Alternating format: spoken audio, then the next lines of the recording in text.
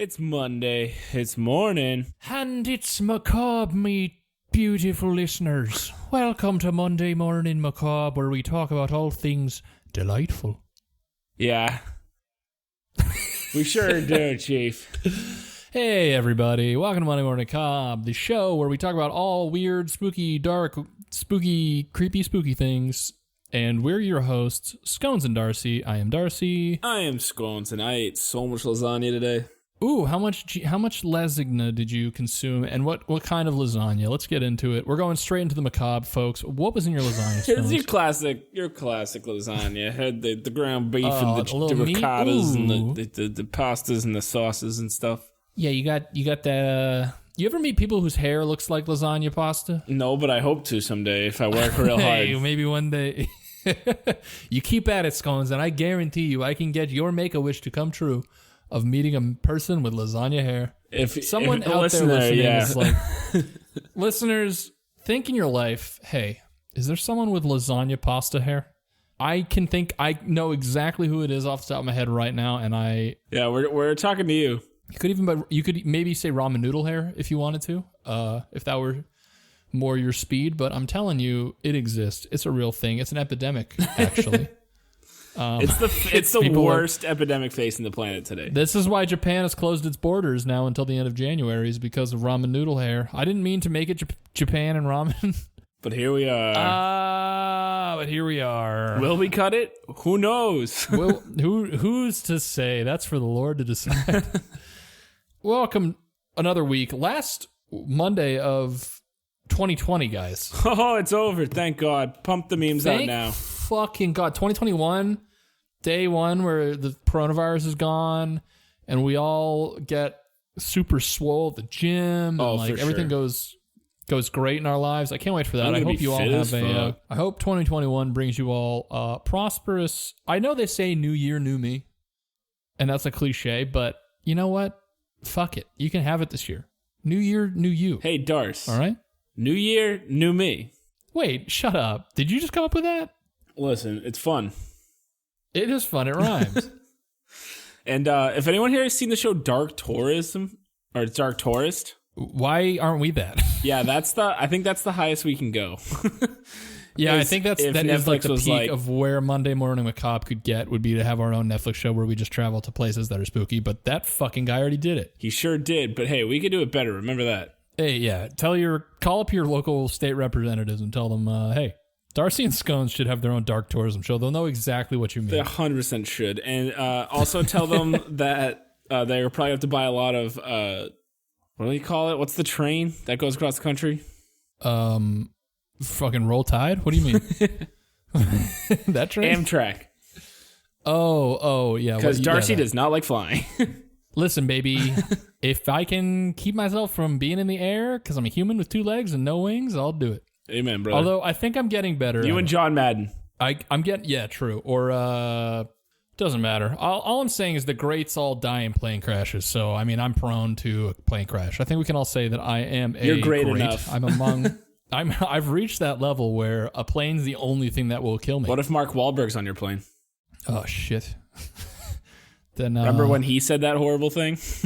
You know, Mark Wahlberg, for some reason, I Googled literally yesterday, I don't know why this is coming up, but I Googled, how did Mark Wahlberg get famous? And yeah, he was from Dorchester. It just took you... I knew he was from Boston. I know it was Dorchester. Took you straight to just the music video for Good Vibrations. Basically. I didn't know Donnie was in fucking... I didn't know Donnie was so famous. Oh, yeah. New Kids on the Block? You kidding me? Yeah, I didn't know he was in New Kids on the Block. Oh, yeah, no. And now he's on Blue Bloods. This is the subject of today's Macabre. The Wahlbergs. Of how Mark Wahlberg met a Transformer and became famous. I think I've had a Transformer. Anyway, that's 5 minutes of fluff and action. So today I will be bringing you guys my little dark tale, that subject of the week that I came up with all on my own. No need help from mama or daddy.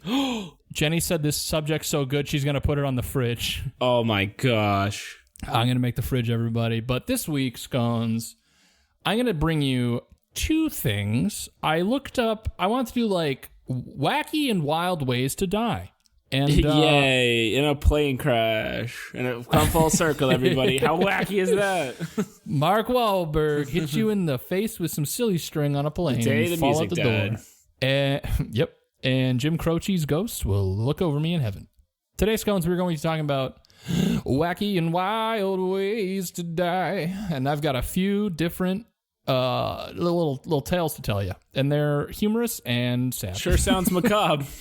It is. And band, hit us with that Jingle Jangle New Year's anthem.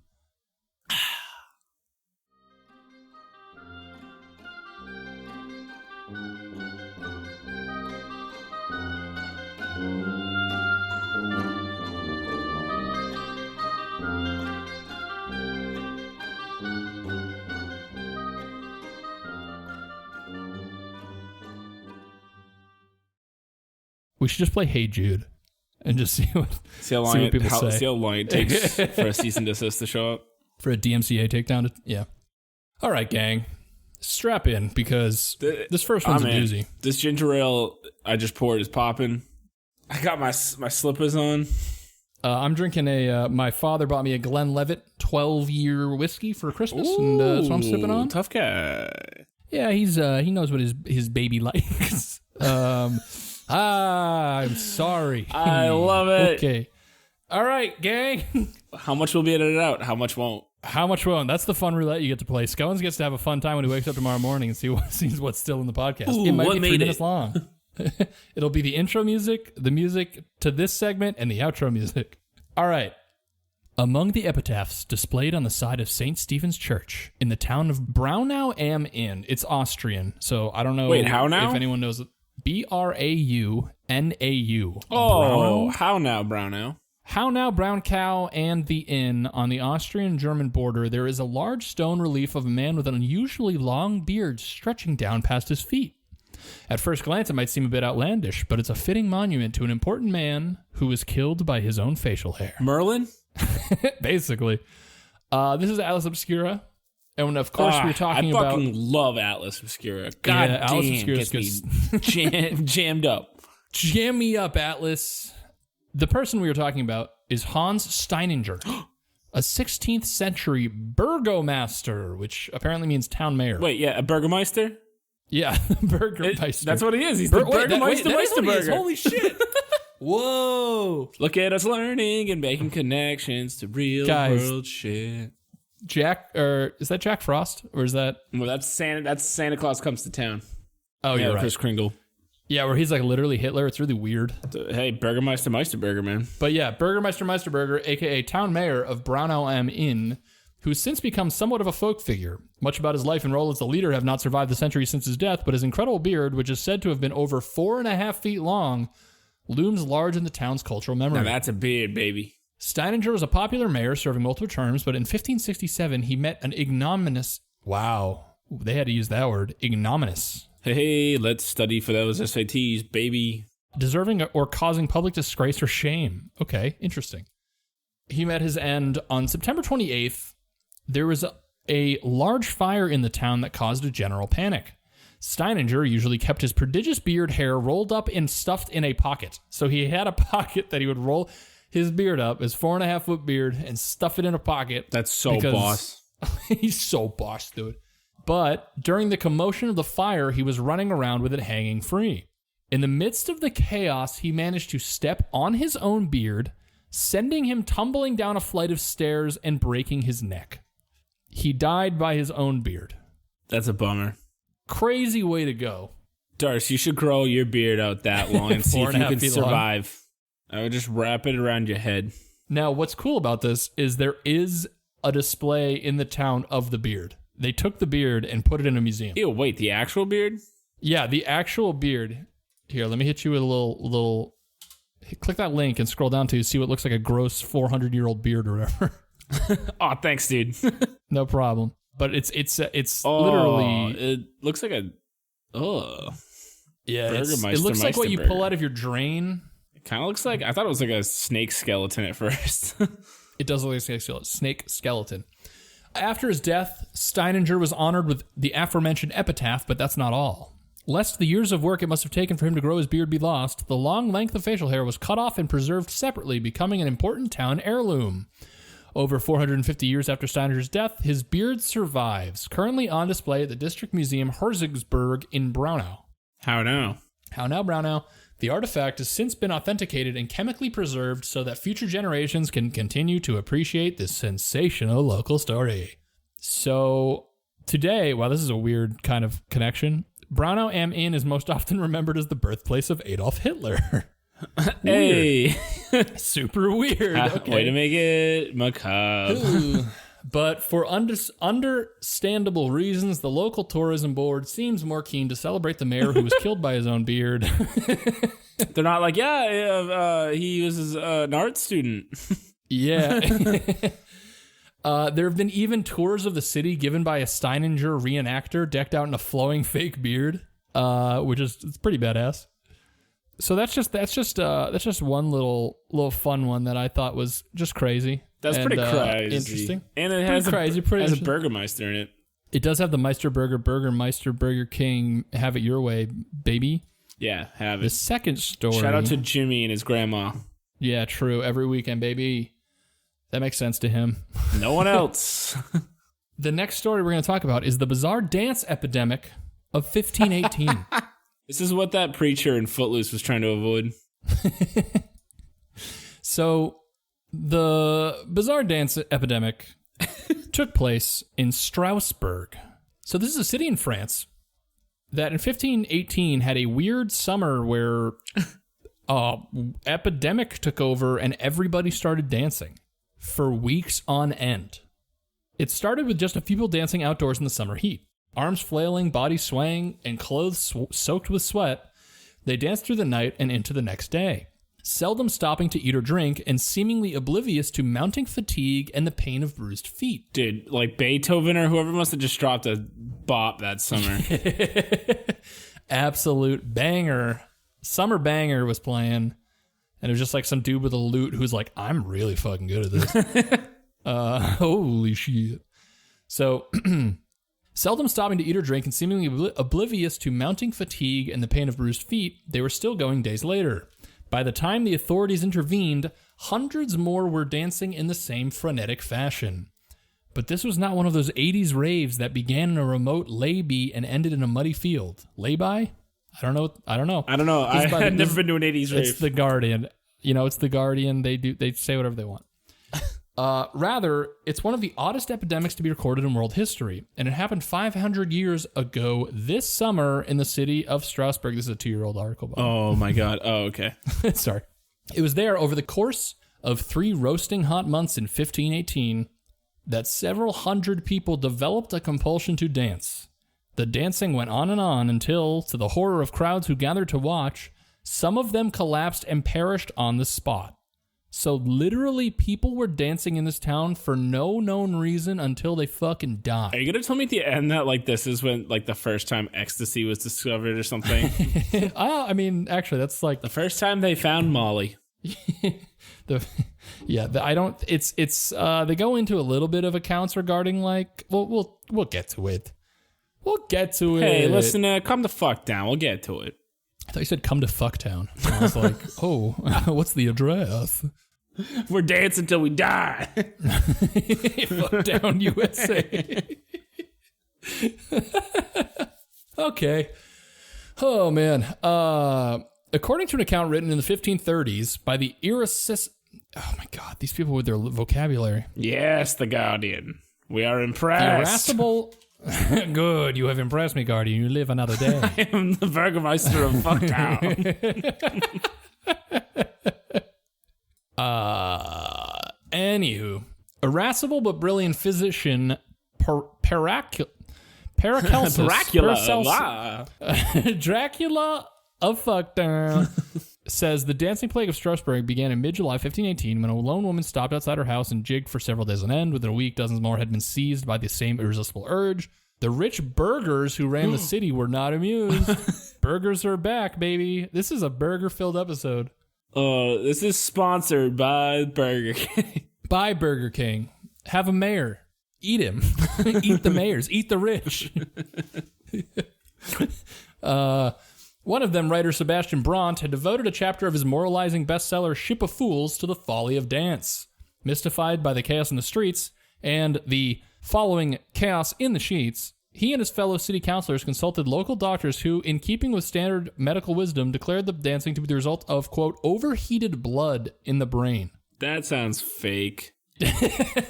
I'm no doctor, but that doesn't sound Their right. heads got too hot. Let's just give them some heroin and call it a day.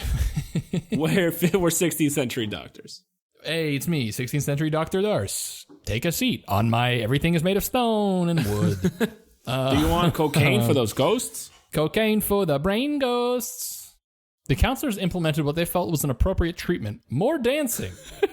Which is just insane. It's like, hey, doc, my knee hurts. And he's like, why don't I shoot you in the kneecap? It sounds like you gotta get down. Have you tried this move, motherfucker? And then yeah, Earth, Wind, and Fire starts playing. Yeah. Do you remember? They ordered a clearing of an open-air grain market, commandeered guild halls, and erected a stage next to the horse fair. To these locations, they escorted the crazed dancers in the belief that by maintaining frantic motion, they would shake off the sickness, which is just a crazy thought. Just shake it off. Yeah. Oh my God. Is Taylor Swift immortal? Was she there? She's trying to start a second epidemic. The burghers even hired pipers and drummers and paid strong men to keep the afflicted upright by clutching their bodies as they whirled and swayed. Those in the grain market and horse fair kept dancing under the full glare of the summer sun in a scene as demonically outlandish as anything imagined by Hieronymus Bosch. That's probably some fucking reference. Hey, get off your high horse. Guardian, we get it. You went to fucking college. We get it. You know dude. stuff. You went to school. Sorry that I grew up in the streets, bro. A poem in the city archives explained what happened next. Quote, in their madness, people kept up their dancing until they fell unconscious and many died. The council sensed that it had made a mistake. Oops. I love how, like, people dance till they died. And they're like, what should we do? And they're like, fucking grip it and rip it, baby. Let's see what happens. Make them dance harder. Deciding that dancers were suffering from holy wrath rather than sizzling brains, they opted for a period of enforced penance and banned music and dancing in public. So they just hit both extremes. They're like, we're going to start by letting them do it all, and then we're going to take it all away. Well, hey, if dancing harder didn't stop you from dying from dancing, then the only excuse is that the God hates you. It's that fucking God hates you. Finally, the dancers were taken to a shrine dedicated to Saint Vitus. Is that the patron saint of Boogie Town or something? I assume it's like the saint of life, based on Vitus and vital. I imagine the root word there is probably some Latin bullshit. What, do you work at the Guardian over there? Oh, I'm just from the streets. Oh, no, he's on to me. I went to community college for a semester. Fuck. Located in a musty grotto in the hills above the nearby town of Saverne, where their bloodied feet were placed in red shoes and they were led around a wooden figurine of the saint. I want to live in these times. This is the coolest way to get better. In the following weeks, most ceased their wild movements, and the epidemic had come to an end. This weird chapter of human history raises plenty of hard-to-answer questions. Why did the burghers prescribe more dancing as a treatment for cooked brains? Why were the dancers made to wear red shoes? And how many people died? A writer living close to the city reckoned 15 a day at least for a while, but this has not been corroborated. We can be more confident, I think, in saying what did and did not cause this strange phenomenon. For some time, ergotism looked like a good contender. This results from consuming food contaminated with a species of mold that grows on damp rye and produces a chemical related to LSD. I thought you were going to say that it's a mold and it grows on the underside of dance floors. If you crack open an old disco ball, it's full of fucking mold. No, but it's a chemical related to LSD, so your LSD point was kind of valid. Lucy in the Sky, baby. It can induce terrifying hallucinations and violent twitching. But it is very unlikely that sufferers could have danced for days, just as improbable is the claim that the dancers were religious subversives. So some people also thought that they were like a cult who were trying to like summon a demon, and they fucking really tried hard. You gotta give them credit. Sure did. I mean, dang. Yeah. So the most credible explanation in the view of the author is that the people of Strasbourg were the victims of mass psychogenic illness, what used to be called mass hysteria. There have been several other outbreaks of dancing in the preceding centuries involving hundreds or just a few people, nearly all in towns and cities close to the River Rhine, along with merchants, pilgrims, and soldiers who plied these waters. So apparently this river must have had something going on that was caught, because there's multiple documented cases of just towns breaking out in dance until people die, which is just so crazy. That's some, like, The Happening shit. It's just the power of music and the arts. It's maybe the most badass way for an artist to... oh, for sure. Just cutting up a rug till I'm fucking dead. Cut a rug till you're in your grave. Till you're rolled up in a rug and thrown into the river. The River Rhine, baby. A painting in Cologne Cathedral, more than 200 miles downstream from Strasbourg, dramatizes the curse. Under an image of St. Vitus, 3 men joylessly dance, their faces wearing the divorced from reality expressions of the delirious, which is kind of horrific to think about. Such beliefs in supernatural agency have had dramatic effects on our behavior, or can have dramatic effects on our behavior. A classic case is, quote, spirit possession, in which people act as if their souls have been taken over by the spirit of a deity. The U.S. anthropologist Erica Borgnon has written about how being raised in a, quote, environment of belief in which spirit possession is taken seriously primes people to enter a dissociative mental state where normal consciousness is disabled. Hey, people then there was a couple times in college when I was on the dance floor and I definitely was not in control. And if nobody stopped me, I would have been there for weeks. The spirit was in control, for sure. True. People then act according to culturally prescribed ideas of how the possessed should behave. And this is what happened in European convents before the early 1700s, when nuns would writhe, convulse, foam at the mouth, make obscene gestures and propositions, climb trees, and meow like cats. Their behavior seemed strange, but the nuns lived in the communities that encouraged them to obsess about sin and were steeped in a mystical supernaturalism. Those who became convinced that demons had entered their souls were prone to fall into dissociative states in what they did exactly, and they did exactly what theologians and exorcists said the diabolically possessed do. In such cases, the possession trance also spreads to witnesses who share the same theological fears. This is where trance music comes from. This is how Marshmello got famous. So apparently, they're basically saying, like, by living in a time where people were, like, convinced that this kind of shit could happen, they just were like, I think this is just happening, and went along with it. I don't think I would do it until I died. Even if I was just like, I might be possessed. I'm not gonna be like, let's just keep going until I literally am gonna die. I don't know. Yeah, you have to be seriously messed up for your body not to, like, shut down right, before to intervene in some way, you're right. gonna die. Or is everybody just mentally ill in the 1500s? I don't know. That basically actually is the best theory I've heard all day. Is that all those people were probably mentally ill. These observations could certainly apply to what happened in Strasbourg in 1518. The curse of St. Vitus is just that kind of supernatural belief that can drive the suggestible into dissociative states.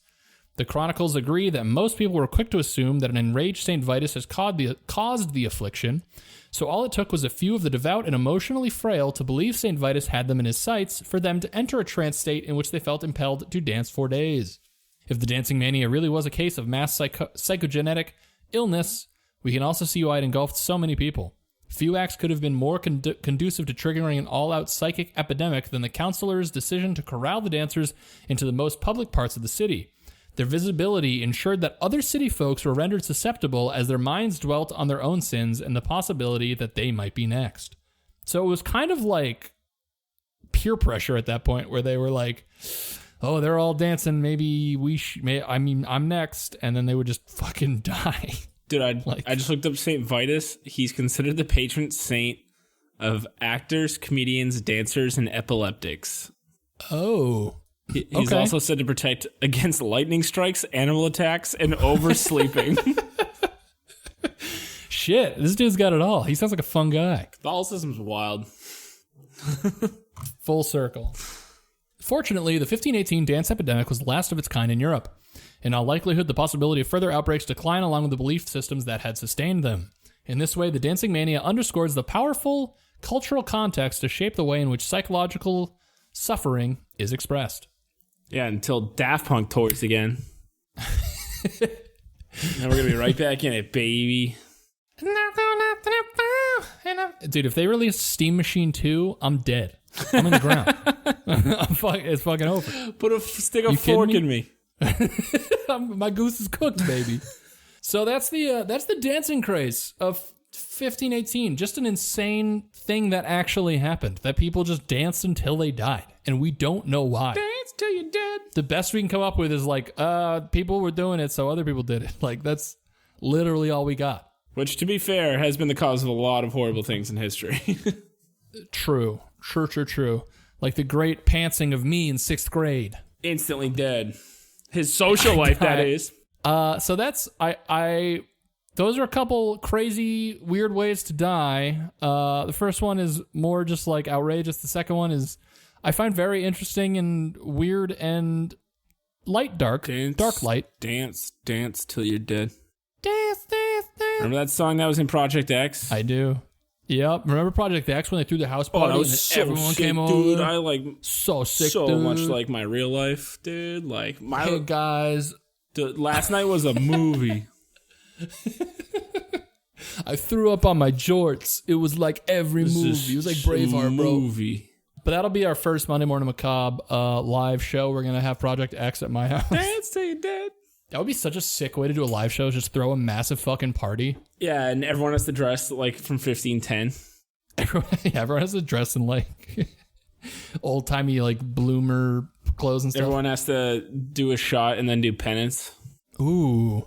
It's going to be super Catholic because it's 16th century France. Yeah. But so everyone's invited to me and Scones' dance party. You'll get your invites in the mail. We know where all of you live. We track your IP addresses when you listen to this, and we sell your information to local ad agencies for a profit. It makes us a ton of money, and only buy a one-way trip because you're gonna dance till you die. Because we're all gonna dance until we are dead, and that'll be the season 3 opening episode. Someone's gonna not know we're joking and think we're starting a cult with a suicide pact. Hey, government, guess what? We're serious.